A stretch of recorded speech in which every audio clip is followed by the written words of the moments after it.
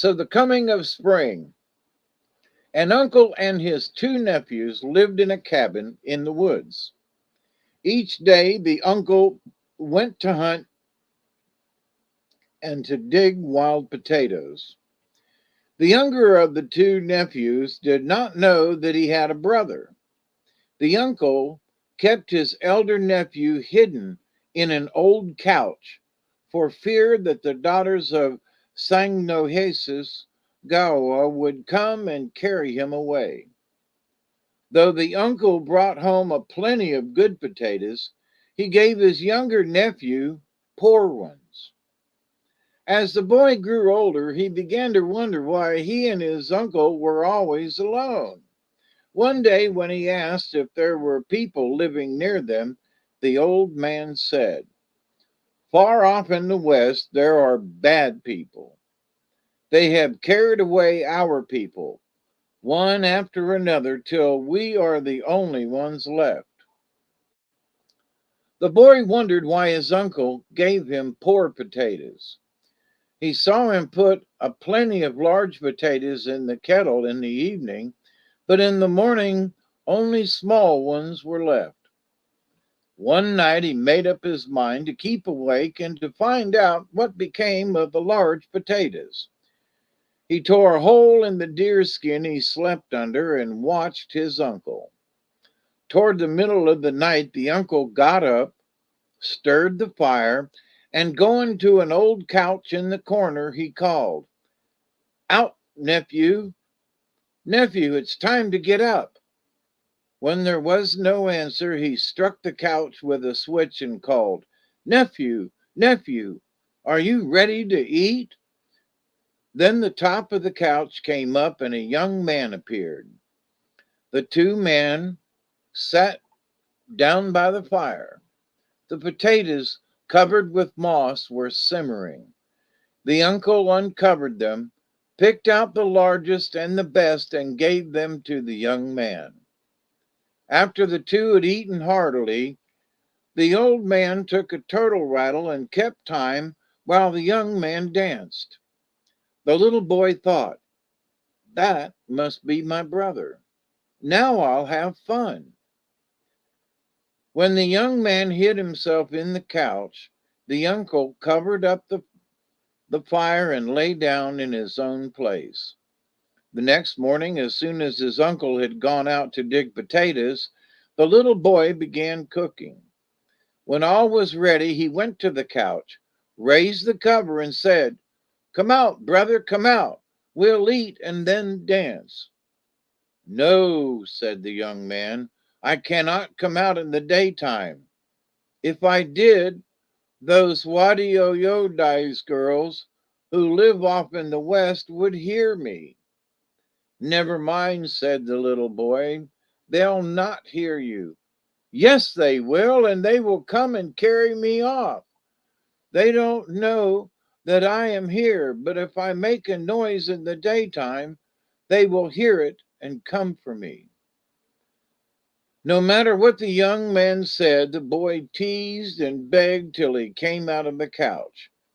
They ate and then began to dance. Suddenly they heard a noise like thunder, a noise that made the earth shake. "What was that?" asked the little boy. "That's the Sagnohisgawa getting her daughters ready to come for me," said his brother. "She is getting ready to push the canoe from the top of the house." The young man crept into the couch and covered himself. The little boy kept shaking the turtle skin rattle and dancing. Soon, two women appeared sailing in a canoe through the air. They were singing, and their song said, "We are coming for two feathers. We are coming for two feathers." They looked in at the smoke hole and asked, "Where is your brother?" "I have no brother," said the little boy. "I only have an uncle. He is old. He is off digging potatoes." "There is a young man in the house." "No, I'm all alone. You are not telling the truth. You'll suffer if you lie to us the next time we come. In the evening, when the uncle came, he asked, "What have you been doing today? Did you find your brother?" "I have a brother?" asked the boy. "Wasn't there someone here today?" "No." "What did those women come for?" "I heard them." There wasn't anyone here today." The uncle said no more, but the next morning, when starting off, he said, "Go out of doors and play. I don't want you to stay in the house." The old man was scarcely out of sight when the boy ran to the couch and began to beg his brother to come out.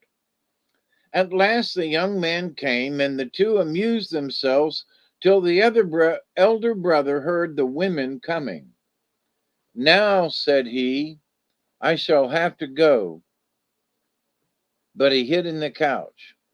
Soon a canoe grazed the top of the house, and two women came in, and one asked, "Where is your brother?" "I have no brother. I've only an old uncle," said the boy. "I dance to keep from being lonesome." The women looked around, and seeing beautiful red hair hanging out of the couch, they raised the cover, and there was the young man. The three got into the canoe, and it rose in the air and sailed away toward the west. When the uncle heard the singing, he ran home as fast as he could, for he knew what had happened. He went into the house, sat down, and cried bitterly. "Don't cry, uncle," said the little boy. "Don't cry. I'll bring my brother back." He ran out, gathered a bundle of red willows, came home, scraped off the bark, and threw it on the fire. The thick smoke rose up and shot off toward the west. The boy sprang into the smoke and was borne away. He overtook the canoe, and the young man knew that his little brother was following to rescue him. One of the sisters, sitting in the prow of the canoe, paddling, the other in the stern, steering. When Two Feathers turned to look at his brother, the woman in the prow struck him a blow on the side of his head with her paddle and cried, "Sit still, don't look around." As she struck, the little boy sprang into the canoe and screamed, "Don't you strike my brother."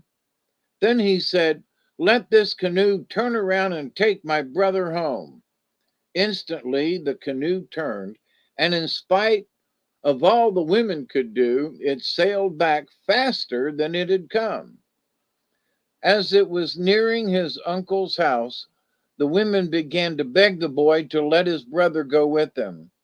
They said, "We will give you whatever you want, only let him go." In his mind, the boy asked, "What can I take and let my brother go?" Then he said, "If each one of you will give me a piece of flesh large enough to make a moccasin, I'll let my brother go with you." They consented. He took his flint knife and cut out of each woman a piece he wanted. He put the pieces on his feet, and they fitted nicely. Immediately he was at home, and the canoe sailed off toward the west. When his uncle asked where his brother was, he said, "I brought him almost home, but I let him go when the women gave me these beautiful moccasins. With these moccasins on, I can do anything I want to. I can kill those women." After a few days, Oniquas, for that was the boy's name, had such a power from his moccasins that he knew the women were tormenting his brother. He told his uncle and said, "I am going after Two Feathers." He gathered a bundle of willows, scraped off the bark, threw it on the fire, and when a thick smoke rose up, he sprang into it and shot off toward the west. He came down at the edge of a clearing in a great forest. Near the opposite end of the clearing was a longhouse, and not far away at the edge of the woods was a hut where a grandmother lived with her 3 grandchildren, a boy and 2 girls. I'll go to that hut, thought Oniquasis. In the hut he found a boy of his own age and size, just like him. Half of the boy's hair was black and half was red. The hair on the crown of his head was black, that on the sides was red. His name was Dogahiwandagawi, half red-headed. Who are you? Asked Oniquasis. You must be my brother. The two looked at each other, and seeing that they were of the same size, and that one looked exactly like the other, each called the other brother. You must stay with us, said the strange boy. I have 2 sisters and a grandmother. When old Gasquasink came home, her grandson said, I have a brother here. He is going to live with us. How can he live with us? Asked the grandmother.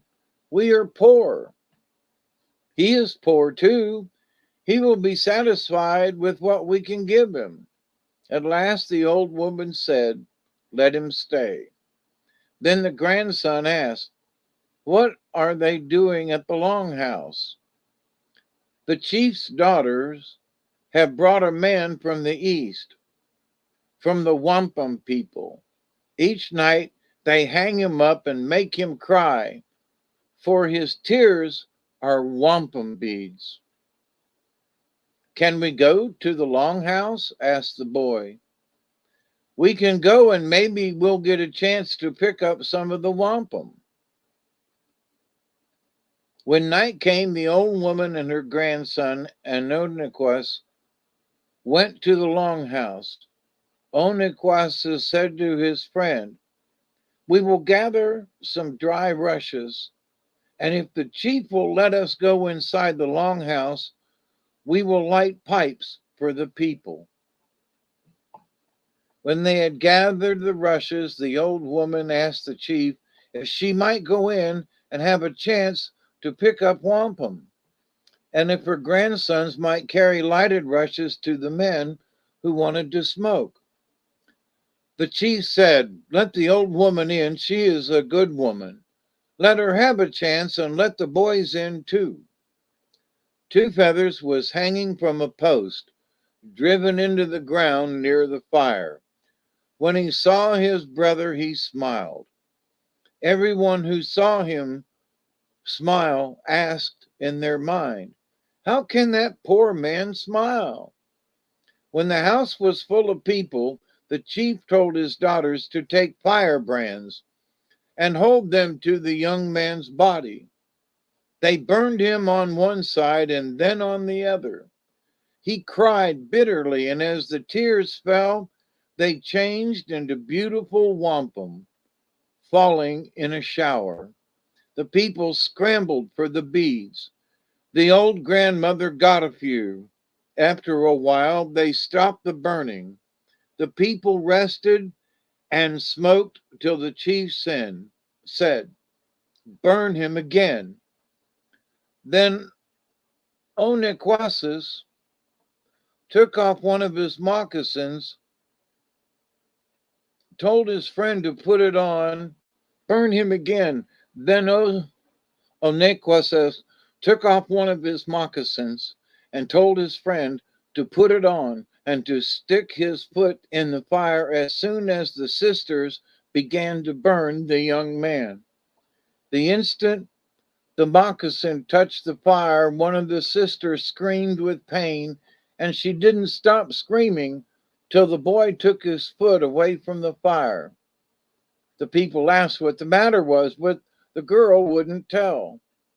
The other sister was about to burn two feathers when Oniquasis put his foot in the fire.